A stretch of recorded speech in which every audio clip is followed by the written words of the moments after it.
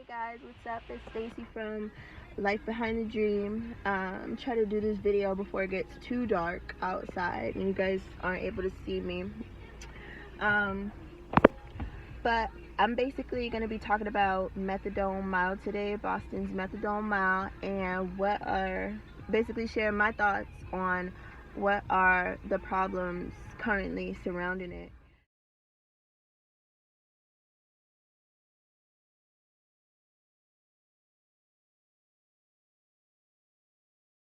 Or special low financing with bonus cash direct from Toyota. For those of you who don't know about Boston's Methadone Mile, it's basically at the intersection of Mass Ave and Melina Cass in Boston, off of exit 18, the Mass Ave exit. Basically, there's a lot of drug activity in that area, a lot of homelessness activity over there, where people aren't able to provide for themselves. They're either just getting out of prison, out of rehab and things. They have nowhere to go, and they frequently tend to flock to this area because that's what they've been doing for the longest. And it's kind of crazy how things are now with Methadone Mile, because today riding through there, it was just empty. As like, it's not really usually empty. Like, you usually see a whole bunch of people with their tents pitched up. You see a whole bunch of people just walking, leaning, unfortunately, because they're on drugs. And you just see a lot of activity in that area that you shouldn't see. But today, riding through there, I didn't really see that. And it's because of what just went down with the correctional officer who got attacked in the area of Methadone Mile. And because he got attacked, the city has made like an effort to clean up that area. And there's a problem. I have a problem with that. First, because we've been asked as a community, as the Boston community, we've been asking for a while for them to clean up that area, mainly because there's children that go to school over there. There's a K through 8 school, the Orchard Gardens school, over there. And when children are outside playing, they run into needles, and there's all sorts of things that's on the ground that they shouldn't have to step over while they're playing or even come into contact with. And it's just like, why did it take a correctional officer for them to even want to clean up Methadone Mile? Like, that's not even a valid excuse, because the correctional officer wouldn't have got attacked if it was cleaned up in the first place when we've been asked. And I just feel like the city's going about it the wrong way. The city's going about it like, what are they going to do? Arrest everybody? Put them in jail? Because that's what they've been doing. And obviously that doesn't work, because they can't hold them if they didn't commit a crime. Because when they pick them up, like I said, some of these people use drugs, some of these people are homeless. So let's take the ones that are homeless for an example. They lock them up. They get out. They get released. They're going to go right back to where they came from, because that's all they know. That's all they can do, is go back there. And I feel like the city is making no effort to even understand what the problem is. Yes, there's a lot of drugs over there, but why is there a lot of drugs? Why are people over there? Because they're not getting the help that they need. That's why.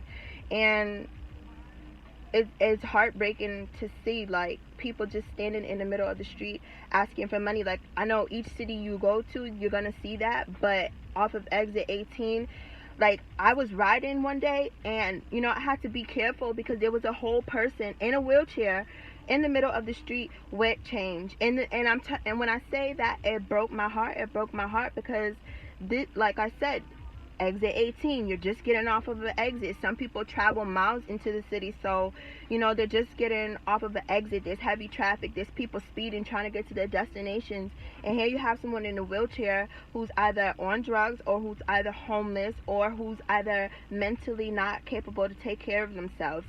And it just sucks because they're not even making an effort to understand people. And I really did think about going to film on Methadone Mile today, because there's still people out there, because they really have nowhere to go. I thought about going to film there today, but then I thought about it. Like, if that was me, I wouldn't want nobody filming me at my lowest point. So I just grabbed like a couple of images, which you probably saw in the beginning. I'm gonna just put them in the beginning. Like literally 2 clips, two-second clips, just to show like this is crazy. And I believe one of those images that I added one of those images that I added was people like in front of the schoolyard. So it's like there's multiple Boston public school administrative like places around there, and it's like they still don't care. They still don't care that this is gonna eventually affect the education of our children and affect the reputation of our city. And it's like someone has to care. And at our level, I feel like we've done a good job at voicing opinions, but there's only so much we can do. And one person in particular that I'm going to mention is D.A. Rawlins. She criticized BPD with the cleanup of Methadone Mile because she said, it was harsh. Like, she basically agreed with me a little bit on, like, that's not the right way to handle it. But what she didn't do that I feel like she did, and she should have did, and she should have addressed, is that there are schools over there. There are kids over there who we need to protect. And that's my main basically, I don't even know what to say. My main point of this video is that we need to start taking action as a city to protect our kids. Like, there's so much going on. That's the last thing they need, to be stuck by a needle or to see people leaning in their car as they're being picked up from school or dropped off to school asking for money. And some of these people take it as far as to come up to your car and clean your car without your permission, and just basically violate your space. Like, no kid should be surrounded by that. So I just wanted to share my thoughts. And I feel like I would have had more to say if I had written things down, but I'm not trying to have this video be too long and have my energy too thrown off, and me be too upset about this situation. I just want people to be aware at what the hell is going on in Boston, like, and how backwards they are. Like, how the hell do you clean up the city because a correctional officer got attacked, but not because innocent kids are being exposed to this type of behavior in the city? Like, that doesn't make any sense. Shows where your priorities are. The city of Boston, whoever's in charge of Boston, the mayor, whoever. But yeah, those are just my thoughts. Definitely feel free to comment, DM me your thoughts on Boston's Methadone Mile. If you feel like I got it incorrect, let me know. I can only understand things from my level of perception. Like, I can only view things and talk about things from the way I understand things. So if I'm understanding something wrong, let me know what I'm understanding wrong, so I can change my level of perception, so I can expand my horizons. But at this point, I just think it's not right. Like, it's not right how the city of Boston is going about this. But I guess no action is better than I didn't say that right. I guess some action is better than no action. And I will offer one solution that I feel like could help. Just because, I hate people who always find problems but don't bring fucking solutions. Like, bring a fucking solution if you're gonna constantly find problems.